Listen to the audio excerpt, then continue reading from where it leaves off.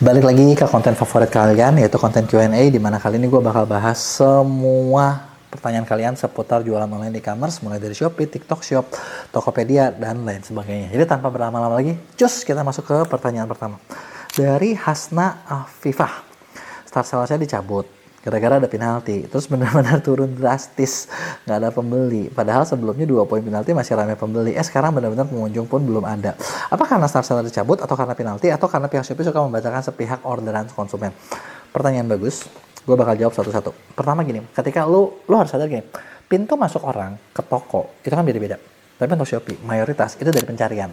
Ya, buktiin aja deh, lu kalau mau cari barang lu buka Shopee pasti search kan, bener nggak? Dan ketika lu buka, lu search barang apapun yang lu cari, yang ditongolin apa coba depan-depannya? Mall, Star Seller, atau Star Plus kadang. Bener nggak? Bahkan dia ada filter cuman mau cari, kalau lu nggak ada mall ya udah Star Seller atau Star Plus.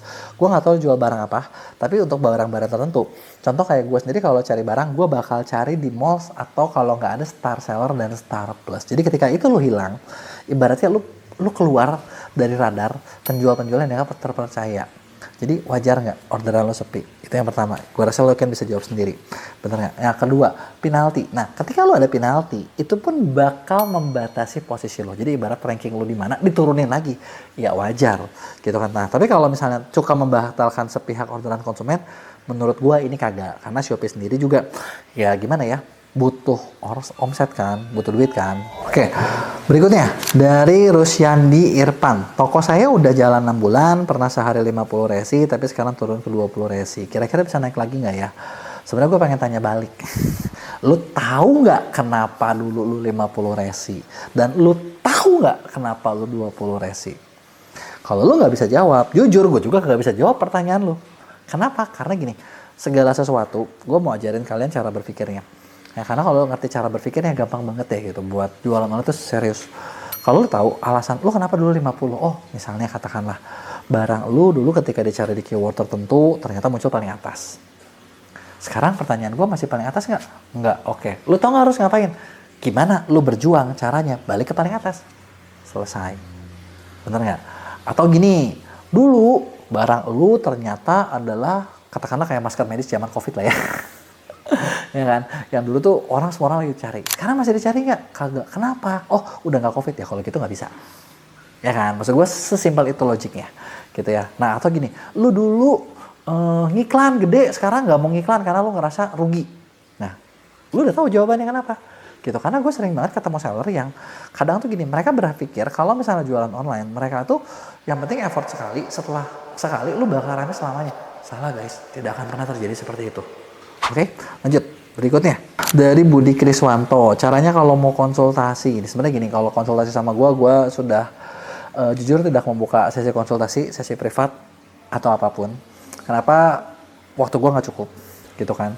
Tapi kalau lo ikut ke event-event kita, nah ada kesempatan ngobrol, lo bisa ikut di sana. Itu yang pertama. Atau kedua, gue bisa bantuin lo buat bikin konsultasi berdasarkan data, gitu kan. Karena gue punya tim, dan tim gue udah kita latih gimana caranya buat ngebukanya semuanya by data, gitu kan. Dan kalau lo lihat semua konten gue selalu ngomong semuanya by data, gitu kan. Nah lo sebenarnya bisa klik link di deskripsi gue, itu tergantung nih, lo maunya apa ya. Kalau konsultasi doang, gue rasa lo bisa ikutan program konsultan ordal. Di situ kita punya tim konsultan buat ngebantu ngebedahin, buat cari tahu masalah toko lo dan memberikan solusi atas toko-toko lo. Dan setiap klien tuh kita bikin satu project. Jadi kayak satu project, lo mau ngapain nih? Oke, katakanlah lo mau naik 30% dalam 3 bulan. Nah kita rancangin berbagai hal supaya lo naik mencapai target lo itu. Ya, kurang lebih seperti itu. Kemudian dari Mias Kids, kok toko saya baru 1 bulan udah jadi star seller padahal omset belum memenuhi kriteria, apakah bisa meningkatkan penjualan? Iya.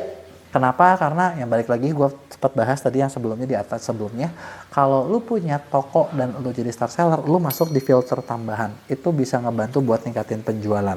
Kalau lu belum memenuhi target tapi udah dikasih, artinya Shopee menganggap lu potensial, tinggal lu bisa nggak teruskan konsistensi kerja lu ya. Berikutnya Hafiz Fahru Rozi, halo, kok mohon bantuannya, saya udah mau jalan 2 bulan buka toko di Shopee tapi susah banget naik penjualan. Yang real beli baru 2 orang, itu pun produk paling murah. Padahal saya udah coba berbagai iklan, belum ada hasil, malah boncos terus. Oke, pertama gini, lu udah jalan 2 bulan. Sebenarnya gini sih, lu jualan online tuh kita nggak peduli lu mau jalan berapa lama. Jadi mau murah sehari, 2 hari, sebulan, 2 bulan tuh nggak ada bedanya. Nah, tapi poin yang paling penting adalah berapa traffic yang lo bisa deliver, yang bisa lo datangin. Karena gini, lo mau buka toko 3 bulan, setahun, 3 tahun, 5 tahun, sama aja. Persaingannya sama, berapa traffic yang bisa lo datangin. Nah, dan trafficnya dari mana? Gitu kan. Nah, kalau traffic lo masih kecil, berarti kalau lo ngomong order lo baru 2, berarti traffic lo masih kecil. Cari gimana caranya naikin traffic. Naikin traffic gimana? Nggak jauh-jauh dari, lo bisa nggak muncul di pencarian, itu ngomongin optimasi keyword. Kedua, lo bisa nggak bikin banyak konten di sosial media, bikin supaya orang tuh nyari barang lo, ya. Ini bisa di Shopee Video, bisa di TikTok, bisa di Instagram, manapun. Karena kalau barang lo viral, orang pasti nyari, ya. Yang ketiga, itu adalah lakuin live streaming. Atau keempat, lo kerjasama dengan kreator buat bantuin lo lakuin semuanya. Jadi itu kunci trafficnya. Ya, berikutnya, Nona Mea, kok kenapa Shopee suka ubah tampilan depan produk kita? Saya ngehnya pas akun lain search produk saya. Hah? Harusnya Shopee nggak rubah tampilan depan sih. Gitu. Maksudnya gambar depannya dirubah gitu, atau misalnya tampilan layoutnya, atau ya layoutnya kan dia suka memang ada update ya, gitu. Karena kalau ada update ya memang lu harus lihat. Tapi lu bisa desain sendiri kok barangnya, gitu. Nah, berikutnya dari Abdullah Mursyid. Kalau saya mau tanya, kenapa penjualan saya menurun drastis, yang mana ratusan sekarang 1-10 piece aja, dan saya nggak tahu penyebabnya. Oke. Lu tanya lu nggak tahu penyebabnya, lu tanya gue, terus gue tahu penyebabnya dari mana? Bener gak? Sebenarnya gini sih, kan seperti gue bahas ya, gue lihat apa selalu by data. Kalau misalnya ya ada klien masuk ke tim, jadi gini, gue cerita yang kita bakal lakuin aja ya. Yang pasti pertama adalah lo harus cari tahu gimana penyebabnya. Lo harus cari tahu gimana penyebabnya, dan lo harus bener-bener cari gitu ya. Gimana, apakah mungkin lo lihat pencarian produk turun atau enggak. Kedua, lo lihat di pencarian lo masih muncul apa enggak. Kurang lebih kayak gitu beberapa hal gitu ya. Nah, kalau ada klien yang datang ke kita dan dia ngalamin hal seperti itu, dan by the way cukup banyak klien yang datang ke kita seperti itu gitu ya. Kalau di agensi MEA, kita sebenarnya pasti bakal bilang kita coba bedah gitu kan. Tapi di agensi itu kita lebih fokus ke nyari solusi. Bener nggak? Jadi kalau dari benda itunya kadang udah langsung ketahuan. Kalau di konsultan ordal, nah kalau konsultan ordal kita lebih banyak di research and development, dan timnya itu benar-benar beda. Itu biasanya kita bakal risetin secara mendalam banget. Dan sebenarnya kalau kondisi seperti ini, gue saranin lu masuk ke konsultan dulu, di ordal dulu. Kita harus tahu nih, lu masalahnya kenapa. Bisa nggak lu benerin sendiri gitu kan.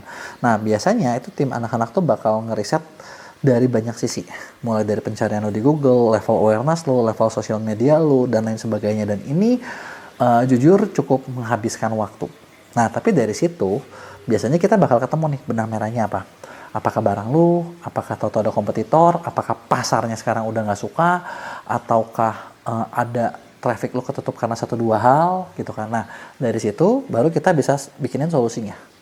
Ya kan, kalau misalnya lu nggak cari tahu ya memang agak susah. Tapi seperti tadi, lu harus lihat apakah intinya adalah produk lu masih disukai apa enggak, produk lu masih muncul apa enggak, kenapa produk lu nggak muncul, gitu kan. Ada nggak cara buat membuat produk lu lebih baik? Sebenarnya cuma 4 pertanyaan ini.